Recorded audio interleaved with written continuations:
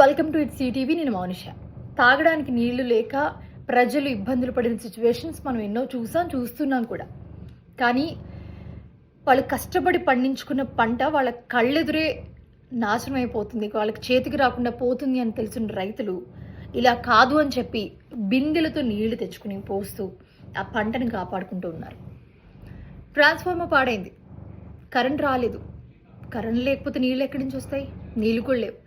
1 రోజు, 2 రోజులు, 3 రోజులు, అట్లా వారం రోజులు అయింది. అధికారులు ఫిర్యాదు చేశారు, అక్కడున్న పంచాయతీ బోర్డులో చెప్పారు, అక్కడున్న లైన్మెన్స్కి వాళ్ళకి అందరికీ చెప్పారు, కరెంట్కి సంబంధించి ఎవరైతే ఉన్నారో వాళ్ళందరికీ.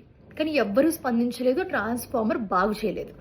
ఇలా కాదు అని చెప్పి వాళ్ళే బిందెలతో నీళ్లు తెచ్చుకుని పోసుకుంటూ ఎక్కడైతే మట్టి మొత్తం కూడా బీటలు గీస్తూ ఉంది నీళ్లు లేక.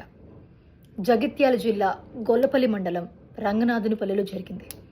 పంచాయతీ ఆఫీస్ ముందున్న గ్రామ పంచాయతీ ఏదైతే ఉందో ఆఫీస్ ముందున్న పంటలు మొత్తం కరెంట్ లేక నీళ్లు లేక ఎండిపోతున్నాయి.